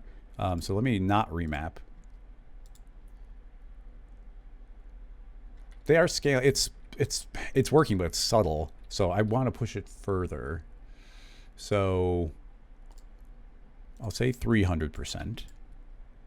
Which means we need more pressure. And what's interesting, here's an interesting thing. I gave him feedback on this, but if I just added a third again, the pressure, but the pressure is cubed. So like you need to like put so much more pressure here for these to actually be pressurized. You can't just double them.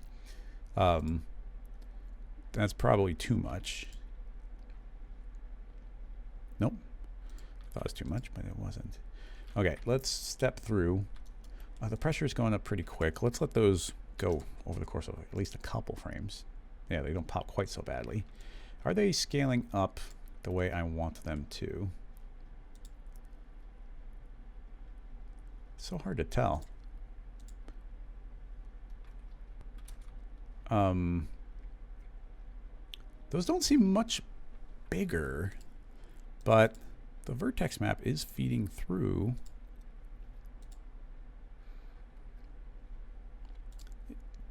The pressure, is the pressure so high it's forcing it to the higher state?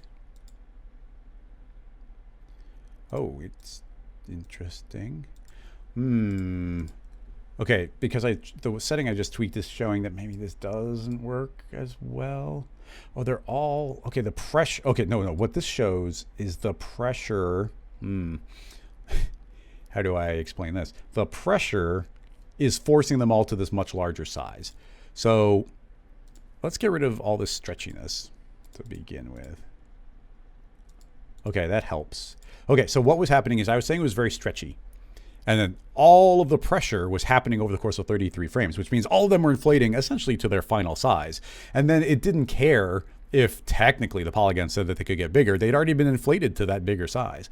So now I got rid of all the stretchiness. So the stretchiness is now, there is no stretchiness. So that means there's a lot of pressure inside them. They want to stay inflated. And now the target length is what's actually able to do the transition. So I just had to get the right calibration there. So now you can see that these are getting pressurized and the actual target length is what's enabling them to become larger. Boing, boing, boing, boing, boing, boing, boing. So, okay, that's essentially working the way I want it to. Let's go back to this view, rewind, hit save. Okay, so what's the next step?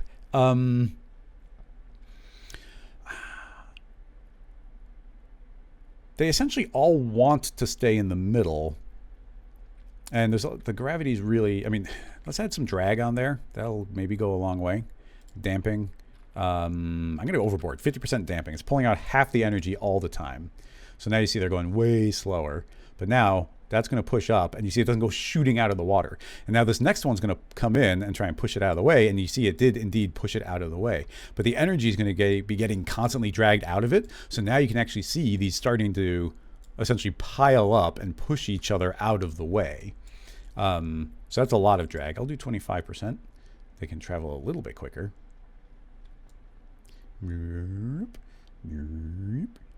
I like the way they're growing. Like, that's really cool. To be able to control the stuff with Vertex maps is like huge. It opens up so many possibilities. Tobias, you're correct that we can make them stick together. And I was thinking about that, but it's like what I want them to do is be attracted to each other. Like all of them pull towards each other. The stickiness, which we can just turn on for free, but I can say that these start getting sticky. I'll say 1, but I don't think 1's going to be enough. And then we'll, when 1's not enough, then we'll do times 10. So you see that's just kind of bouncing off of it. So now let's say 10 times stronger. Boop. I feel like there's maybe a little stickiness going on there, but now let's put another times 10. And now, as that goes up, you can see, boop. Now that's actually sticking to it. But like the bubbles, while the bubbles do want to like kind of stay attracted to each other, they should be kind of free to slip past each other whenever they want. Like right now, if one tries to push up in between these, it's not going to be able to because these are all stuck together. So it doesn't actually give us like we're getting a really nice cluster going. But it's not actually going to behave the way I want a bubble to. I really just want these all attracted to each other. I can't think of any way of making them naturally be attracted to each other, but I do like the piling up. I'm going to pull back on the global drag here, just so that everything can travel up a little bit more. What's funny, what should happen is as each one becomes part of this pile, it's going to keep on pushing them more and more up out of the water, sort of like an iceberg. Like as there's more ice underneath, they want to push the upper ones out a little bit, and they're all sticking together, which is, this is a cool effect. Is it the bubbles? No, but it's cool. I mean, I like the way it looks, so I will save that as a new version.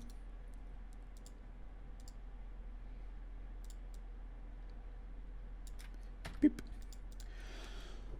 And we'll continue from there. So, stickiness, very cool. Not applicable here.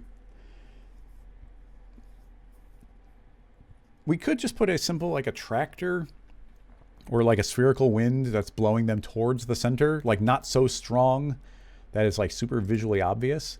But I feel like we do need a significant,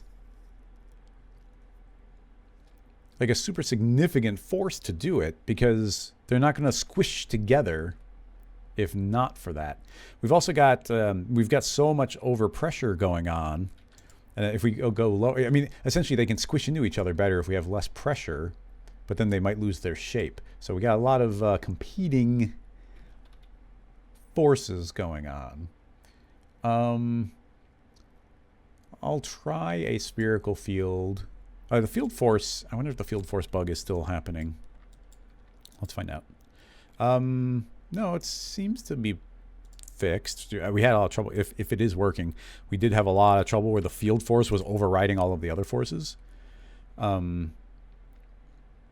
So the spherical field will be huge, and it's pulling everything center wise.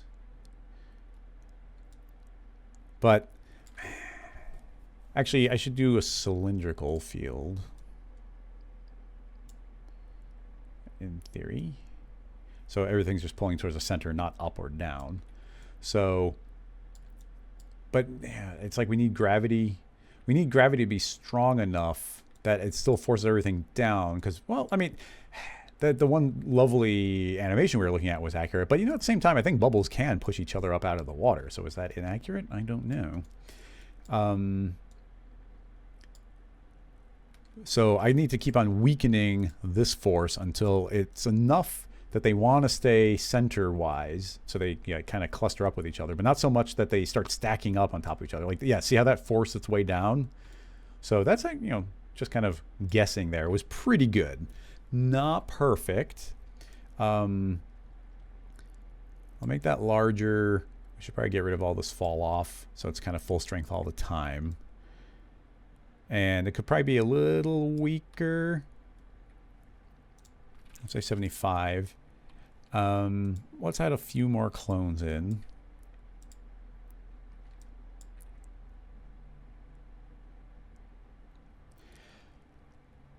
Now, is it fair to make them grow? Like, I like the effect. I like as a technical kind of achievement. Like, that's cool. I'm gonna have them grow a little bit slower, which there's a cool thing we do in the Vertex map. we are already saying there's a nice big old decay on them, but I could put a delay and I think a smoothing delay. I'm going to put a really strong smoothing delay on there. And the hope is, do you see it? It's going to, yeah. So essentially, this value right here is said, hey, you're going to shoot up to 100% and then you're going to stay 100%. But delay set to smooth where they have high values, like, well, I'm trying to get to 100%, but it's going to take me a while to get there. So you can see that as these burst, just look at the color, not the size. As it jumps up to the surface, see it's slowly turning more and more yellow. So it's taking a while to get there. And the more we crank this up, the longer time it's going to take to do that transition. So that means even after they breach, they're going to continue to grow for a little while. So that transition becomes a little bit more organic looking. So that's kind of cool. So yeah, these can kind of grow and force their way in more, which I think is going to add to the effect.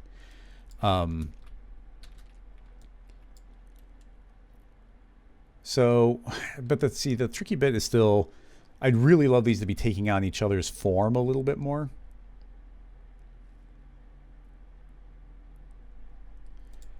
And to do that, I mean, they're already like super bendy. So what's stopping it is the pressure. But if we do a lower pressure, they're just going to deflate. Oh, well, okay, maybe, you see, just lowering that a little bit went a long way. So maybe if we find the perfect pressure that they are fully inflated, but just barely fully inflated, maybe that could work.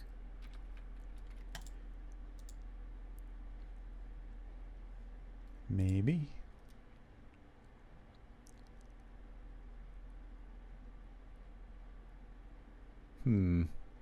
Tricky.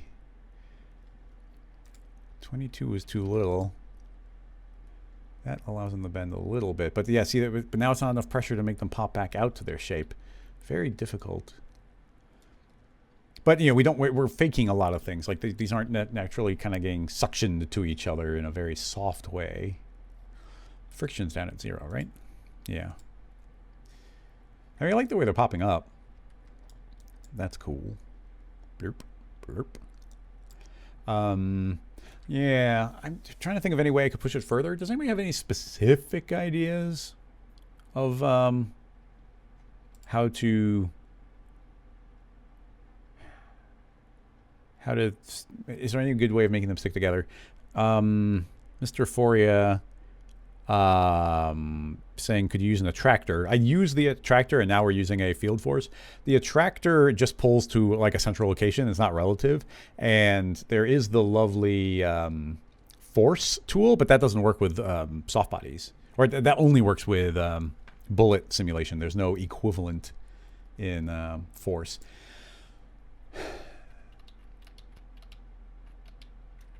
Yeah. Boing, boing. I mean, it's pretty cool. I like where it's at. I don't know if there's much further I can go with this particular thing. This might just be where we stop on this one. It's fun, and there's so many things for us to learn and explore when it comes to soft bodies.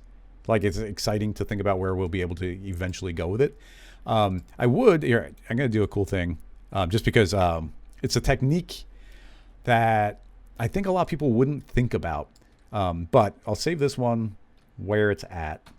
And then I'm going to save a new copy, and we're going to use Slicer, which is another one of my plugins. But it's going to enable you to do some cool things you might not realize you can. Although I'm not entirely sure it's going to let us because it's a cloner.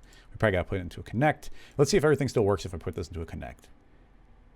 I don't see why it wouldn't. Don't bake, and all the simulation stuff should just still happen. If that works, then okay. If that does work, which is excellent, so that means everything else will work as well.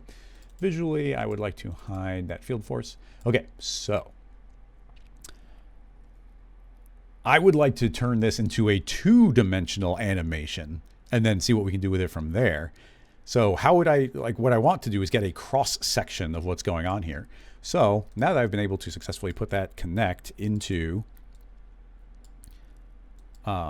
or everything into the connect. Let's see where those actually balance out. What I'm going to do is make a copy of Rocket Lasso Slicer. So here is Slicer. And where do I want to cut? Well, I would like to create just a single cut And I want it to be right kind of at that midpoint, right where all of them want to float. What do I want to cut? Well, I want to cut an object. The object will be this connect. I'll move this last in the hierarchy just because it's calculating everything else. So if I hide that original object, and let's also hide this wind now, and the particle emitter's not even doing anything anymore. So now if I let these travel up, you'll see that as those pass through the slicer, it's actually going to cut them. And now we end up with a series of circles all pushing through each other, and you get this really nice organic look to them. And you see how they actually like push each other out of the way and everything. So that is just slicer showing it. We get like a really nice cellular pattern going here. So, now that we've got slicer creating these slices, we can do whatever we want with those. I could feed that into a smooth. So I'll make a utility spline, Rocket Smooth, and subdivide. So I'm going to subdivide by 1.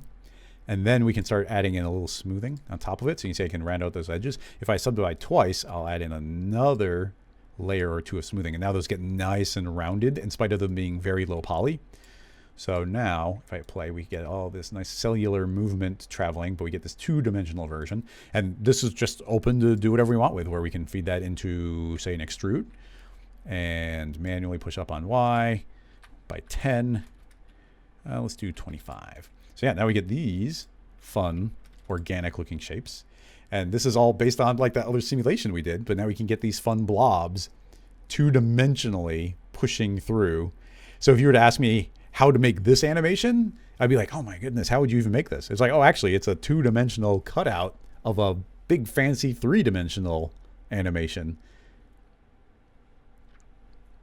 And you see how we're able to run a very low poly simulation of it and smooth it out after the fact using the utility splines. So yeah, look at that. Like, it's just a fun pattern. Like I don't know how I would possibly have tackled that otherwise. So yeah, just wanted to throw out there kind of a fun way of layering things together. But let's move on to another question. We've got about a half hour left. This episode is just flying past. Ulf, thank you so much for subscribing using your Amazon Prime. Super appreciated. For your 5th month. Thank you. I'm going to check YouTube. That group object node was very cool. I'm not sure what you're referring to, Scott. Problem solving. Thank you. Excellent. Jan saying random field in the vertex map, maybe. Yeah, we could have put a random field there. I mean, there's a cool, let's just do that in a completely different file, just because it's fun. I think I was playing with this when open a new file, create a floor, and create a sphere. Keep it simple. Another thing you can do, if you want kind of an even polygon count, I could like heavily subdivide that, but then we get that pinch up in the top. So let's try throwing that into a remesh, and then you can see that you get something that's a little bit more cubic, a little more quad based. I'm gonna say 0 adaptiveness. Actually, even 0 adaptiveness was not. It's very pinched up at the top still. Maybe it just doesn't quite know how to handle that. So maybe it doesn't work. Maybe my trick doesn't work as well in Sphere as I thought it would. Yeah, it actually doesn't. So disregard that. I thought that would work. Anyway, let's go back to a hexahedron. So those are relatively even. So floor collider, simulation collider, front only. The ball will be a simulation cloth, and we can do very similar things to what we were doing before. You see right now it's just going to like collapse, fall on the ground. Let's get some pressure going on there and say, I don't know, 5. So, okay, it's going to get extra large. Probably only need like 2. So, nice big blobby sphere. Now, if we add a vertex map onto this, so not extensions, other vertex map, and in the vertex map, activate fields, it's already on, add a random field. There's a bunch of different ways of doing this, but if I say random field, it's actually seemingly passing through the cloud. Yeah, it does pass through the cloud. We could make it two-dimensional, which will probably get around that. Oh, maybe it doesn't even like two-dimensional. Is there a way of getting around? Because we don't have to use this noise.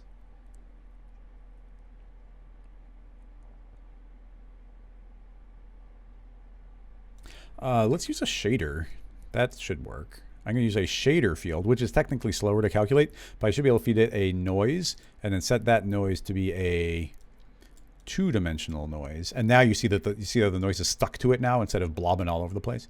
So that's what it's going for. So if I make that a little bit larger, and I do want it to animate, so animation speed of 2 seems fine.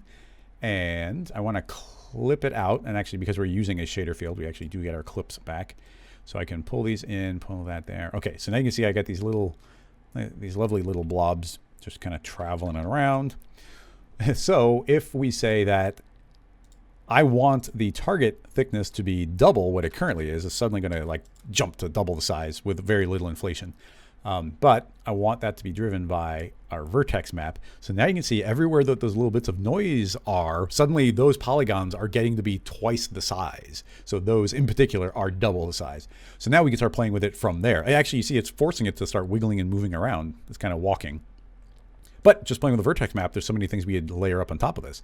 So if we add that decay back on and make it pretty strong, then these noises traveling around will have a bit of a tail. Let me make it a little higher. See how it's kind of like they're stacking up on top of each other? They slowly fade away, but they live for a little while. And the higher we make this, the longer those will live, but they will eventually fade away. But now look at this, like, oh, look at this poor blob creature. Let's subdivide that after the fact. Maybe just once. Like this tortured thing constantly trying to walk around these different shapes, blobbing and moving on the surface. But we could crank up that original noise scale. So that will be a little bit larger. You see those moving around. So those should be a little bit more coherent. You actually see the way that the mapping of this is actually hitting these edges kind of harshly. We might be able to get away, honestly, with a 3D noise. If I put that back to the default, then we will pass through the noise, but might not be the worst thing. But now we get these larger lumps, and those will be remembered. So those kind of move around, depending on our inflation. But yeah, you just see how, you know, it looks kind of tortured to me. Blurp, blurp, blurp. You probably make a pretty good popcorn this way. We've made different types of popcorn already in the past, but you know, that's one thing you could do. We could pressurize it a little bit higher.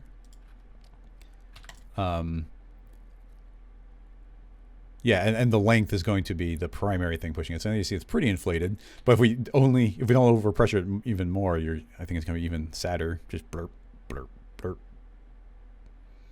I mean, there's a definite, like, the blob kind of living, like it feels like it's slightly alive type of thing.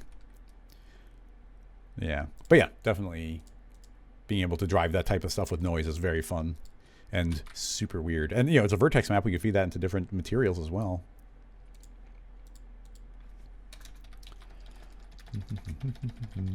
Slicers.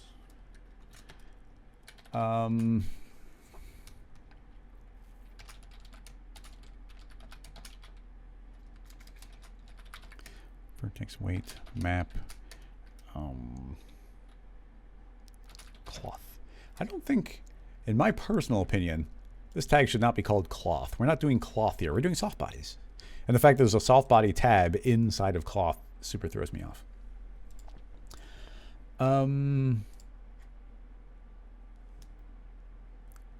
Kent, I appreciate. Kent says he likes when I use Rocket Lasso tools in the stream.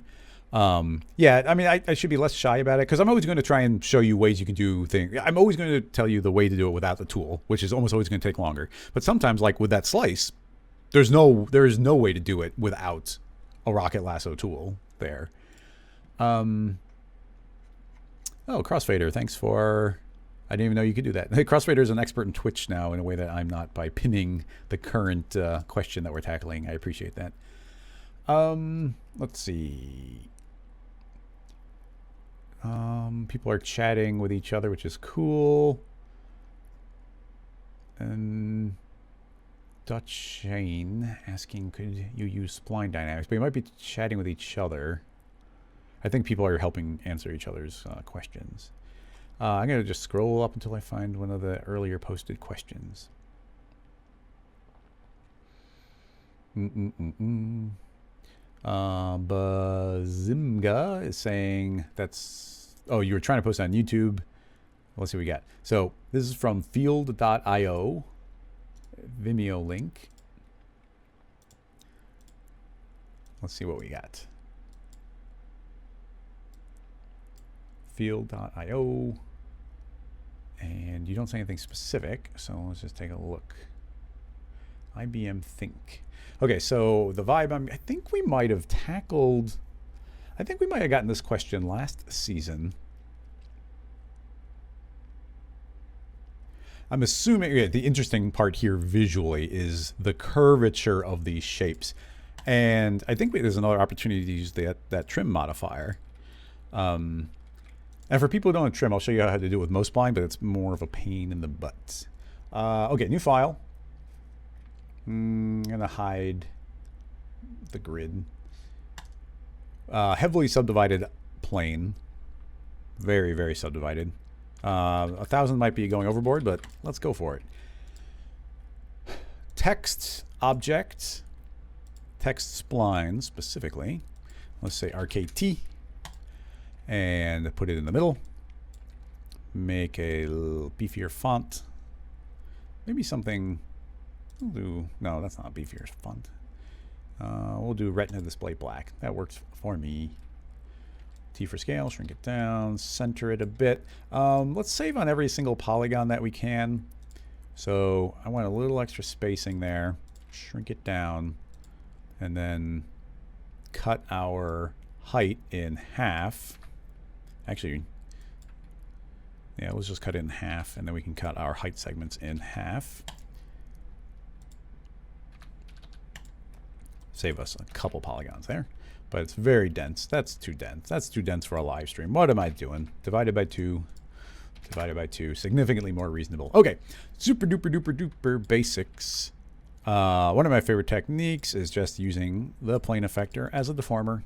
.deform. Because that unlocks the ability to use fields. So what do I want to do? Well, I want to deform the points. They're going to push off not the orientation I want. So the effector transform space will be based on the effector. So now it's pushing up. We don't want to push that far, so we'll push 25. So you see it's all up in the air. That's even too much, so I'll say 15. What do we actually want to push up? Well, I would like to push up wherever the text spline is. Now, when you put in a default text spline, that's always defaulting to curve.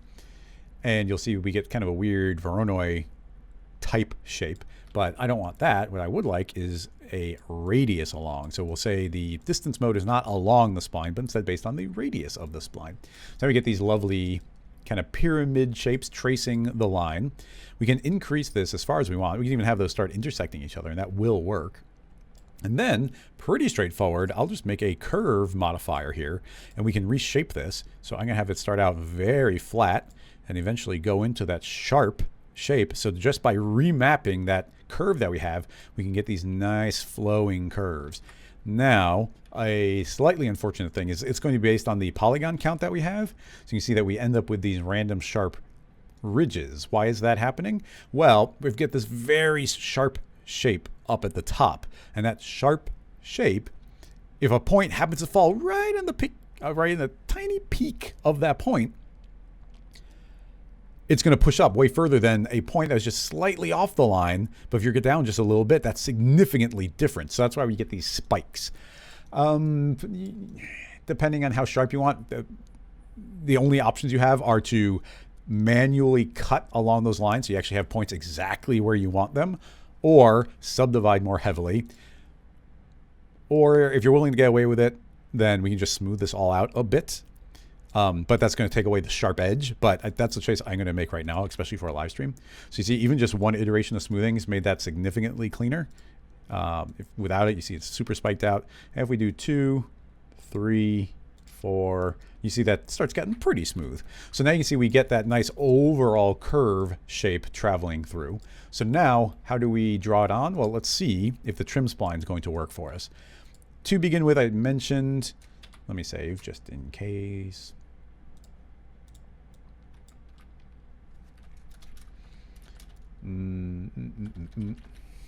Trim blanket shape. So if you don't have Maxon One, a workaround you could probably do here is create a Mo spline, set the Mo spline to line mode, set the mode to spline, go to the spline tab, and in the source spline, drag the text spline. And then if we hide everything, hide the text as well, if we start pulling back here, you can erase out, excuse me.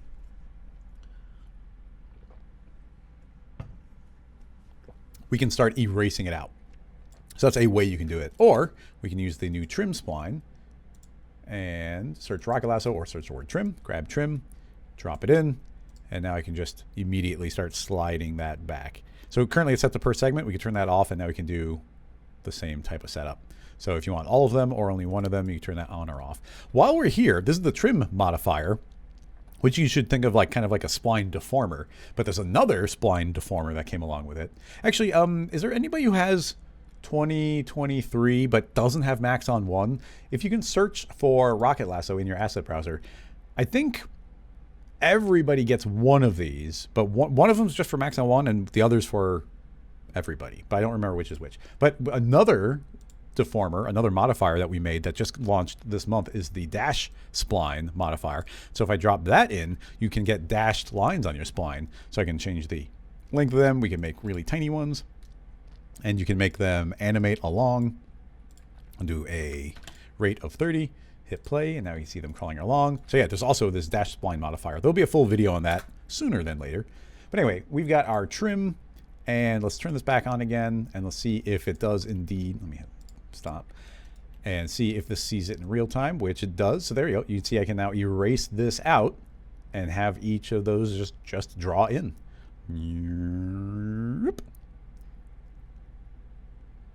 And yeah, if you wanted the effect, we could, I think we can make an instance of that, right? And then move that up in the air. And yeah, now you get the resulting spline. So you also have a line up on the top that is mimicking it. So you can see like a second line kind of implying that's going to pull that out. Working quite nicely. Let me take a peek at the reference, see if it's any different than what I've got here. Now that's very heavily subdivided. No, but yeah, it even has a curve going down the front. I thought maybe it was a sharp fall off. So I think the only thing that is different here is if we like did 10 times the subdivisions, then this would be 10 times sharper. So the only thing we're really lacking is a really sharp edge. But besides that, like this is the effect with of course some lovely like subsurface type effects going on, and of course really great lighting. There's a lot of work that goes into a final piece like that. Any follow-ups to this? I think we can squeeze in one more short question. For the scene file, I'll make sure to keyframe this. So if somebody opens it up, it actually does something.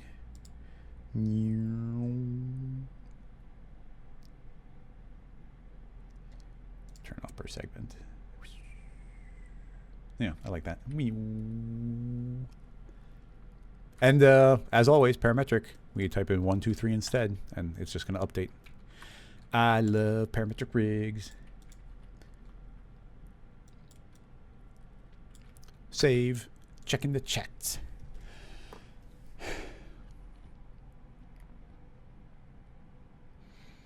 Yep, trim spline is a free capsule inside of the latest C4D. I guess with the, maybe if somebody has a question, but I could spend a couple minutes talking about the other. Oh, okay, so it looks like, okay, so trim, okay, don't have to hide trim. If you have 2023, you get trim automatically. Dash is the fancy one you only get with Maxon One. Justin, thank you for the donation on YouTube. That is super appreciated. What's I guess I don't know. I know of the name, but they're asking to wrap up with a Wordle. I've never done a Wordle. Isn't Wordle just like, I don't even know what that is. I'll have to look into that. But it's not a gaming stream, so let's answer more Cinema 4D questions. But I super duper appreciate your question.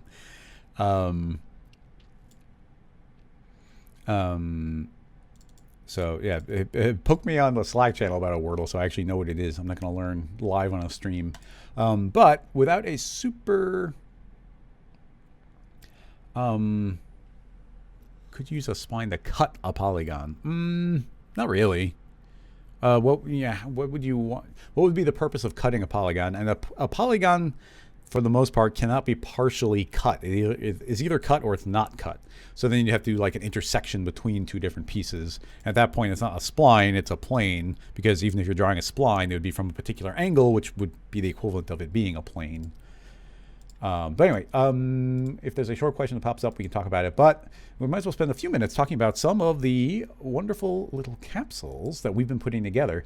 Some of these, we've got some redesign ideas to do, but I think even last season we were talking a little bit. We've got the grid spline, which is pretty straightforward, just the ability to create a spline that's a grid, so great for creating geometry if you want to, or even just like rendering with Redshift.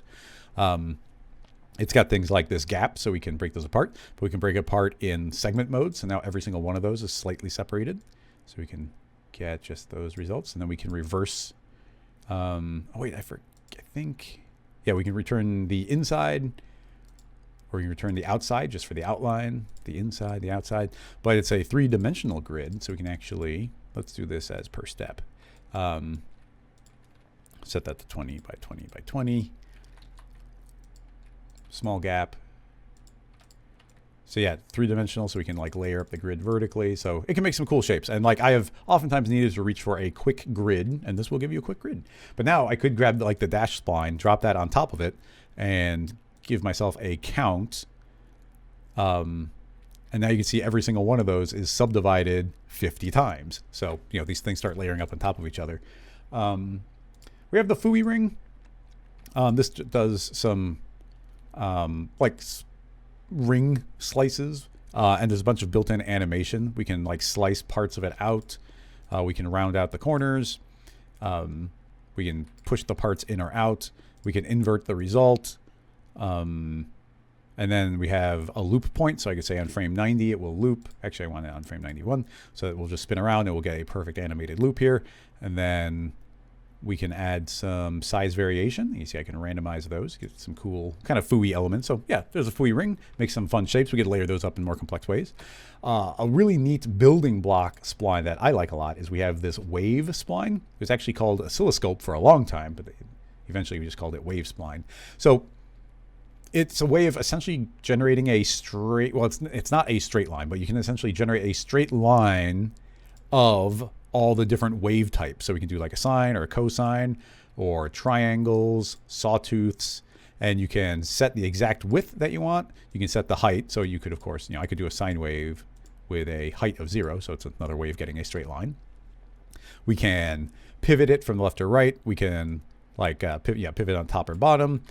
And then we've got the loop period. So I can say 91 again. If I hit play, then now the entire length is going to take 91 frames to travel around. You can set your frequency. Like we can say that there's now 20 in the frequency. Layer those all up. The number of subdivisions per. And then we got things like the sawtooth, like I was saying. Square. Let's slow that. I'll just turn that off. Square. Here's a weird one called crank. And then, oh, we have bounce. So you can get these little bouncy shapes. But then you can also, let's get those animating a little bit. And zoom up. Now there's a setting down here. It's a little bit of a pain to work with splines inside of these spline parameters inside of Neutron right now, but we did add one in, so we can actually fade the spline out, and you can see you get the effect, and it's going to fade out over time, and we can actually pivot that from the top or the bottom. So now, yeah, you can see the way that looks. If I actually make the loop period, you can do a lot of weird things here. If I make my loop period negative 91, now we're traveling the other direction. So I'm going to double that. So let's say negative 181. So a little bit slower, but you can imagine, I've got this little looping bounce here, just traveling through infinitely. But if I were to create a sphere, tell the sphere to have an animation. Oh wait, there might be a limitation on that right now. No, it does work. Okay. But yeah, if I shrink that down, now I've got a little bouncing ball animation happening. Boing, boing, boing, boing. But yeah, once you start layering up all the different shapes, you can get some really, really cool patterns here. And make shapes, parametrically that I don't know how you would make otherwise. And we can pivot this from either side. Let's say that should pivot from the center. Get that nice infinite line going. Give it some more height. So yeah, a nice parametric wave spline. It's actually, you'd have to build a more rig, but more of a rig, but you could make like some weaves. You can like interweave them if you layer them up properly with cloners. There's also a noise pattern you can feed through. So it's randomly generating this via noise. If I stop this from fading out, you see we get this noise pattern, and you can say what the seed is and the overall noise scale, and it's still looping around a bunch of times. So we've still got a frequency of 8. If I turn this off now, we've got a single frequency, but it will still loop. So we get this one noise pattern. I could add more points into it to make it look a little bit smoother. So yeah, wave spline also in there. There's noise, and there's also random, which is going to be complete randomness. So it's kind of like an infinitely tiny noise. I can crank this up and you just get more points. Tile this up several times, that pattern 4 times. So yeah, works really well animation wise, makes a nice wave. And yeah, just another little nifty tool that we've been able to sneak inside there. And then there's also the one that I don't have tagged, but if I search for the word stairs, then there's also the stair spline it's not a spline. This is the one that's not a spline. We've got the staircase, which should make some pretty clean geometry for you to make staircases for as many steps as you want. We got a bunch of different types of stairs you can make. We actually tried to think of almost every type of stair that you might want to make. But the ability to like round out the different parts, bevel different bits. We can add stringers on. None. There's the wall stringer, so I could say like a left wall stringer. Add more height on there, and you can actually make yourself some pretty nice like railings.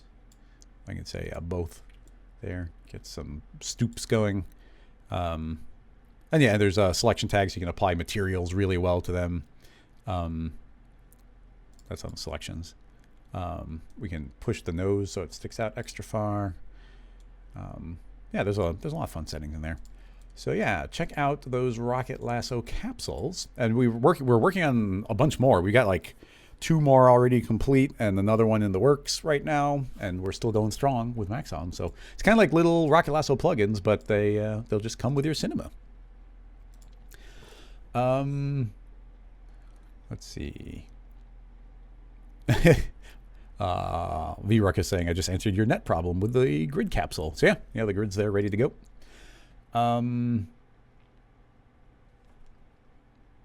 Yes, VRuckus is correct that you could use grid as segments, which expose out all different parts, and then you could use the rope connector to make each segment stay connected like a hockey net. That would totally work.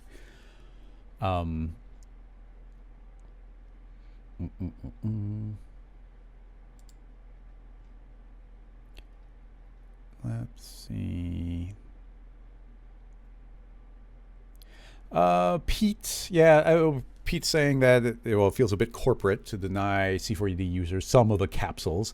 I mean, it is a bonus thing. Like these are Rocket Lasso was specially contracted to make these bonus things. So it's not like the internal developers at Maxon are like making tools that they're hiding away.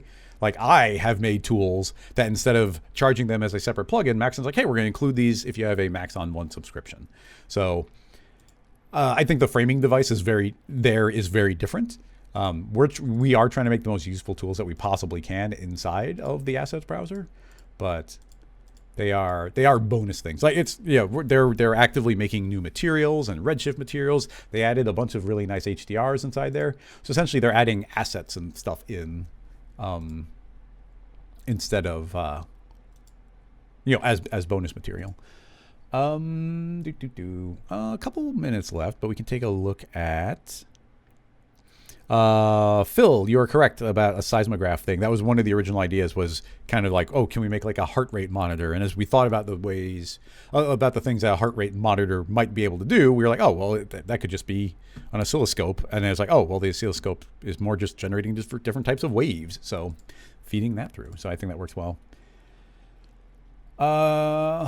Sai, we'll save that for next week. I don't have enough time to tackle another proper, like, cinema question.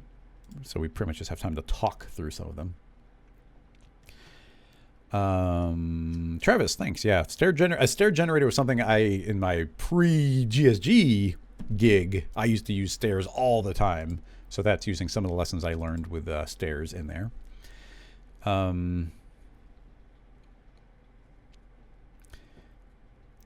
Nicholas is asking about using Octane renderer instead of Redshift to make it do the tag the segments with mesh the spline. I don't have Octane, so I can't demo that, and I don't know if my video card would like it or not, so I can't demo that either.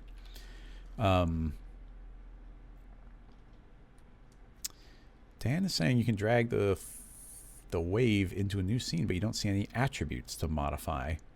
I don't know. I have no idea what that might be.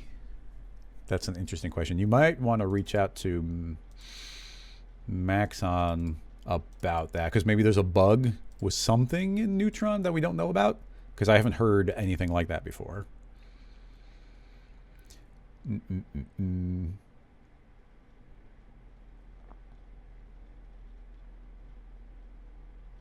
Scrolling, checking questions. I think that's going to mostly wrap this up.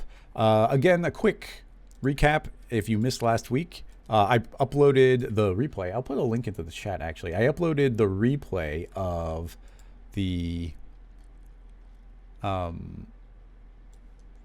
live stream for utility splines, and I trimmed out all the stuff that wasn't relevant or that we hit dead ends on, just so it could go a little bit quicker.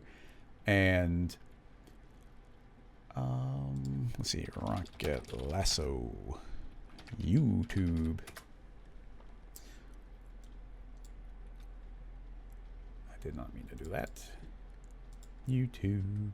I put it on the main channel just because I thought it was a little more relevant. Okay, here's the link. Mute, excellent. Copy. It's me, Inception. But yeah, here's a nice replay of that chat. So I'll put a link in both YouTube and Twitch here. You can go check that out. Like I said, technically today, I haven't turned off the discount code yet for the launch sale. So you can still get $10 off if you use the code launch, or yeah, launch party, one word. You get $10 off.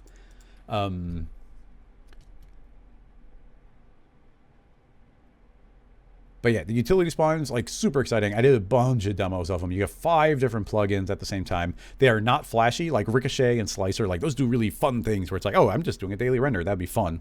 But the utility splines, like, I don't feel like a daily render person's going to be super interested in those. But, like, if you're doing a project for a client and you have to, like, resample something or convert something to a Bezier or smooth something out, it's like, okay, that's going to save you a bunch of time, and you can bill that to the client. So, I guess I'll just put a couple of quick links in. If you head over to rocketlasso.com, I gotta fix this GIF. It doesn't look that nice. You can head over to rocketlasso.com and click the community page. I'll just link directly to that. You can join the Slack channel, the Rocket Lasso Slack channel, where you can ask people questions. You can get notified that the live stream is going to be happening. You can, yeah, I've got, some stuff up on the website. I tend to just keep the YouTube more active than the website, but as long as it's all out there somewhere. Nicholas saying utility splines paid for itself in the first hour that you bought it. That is wonderful to hear.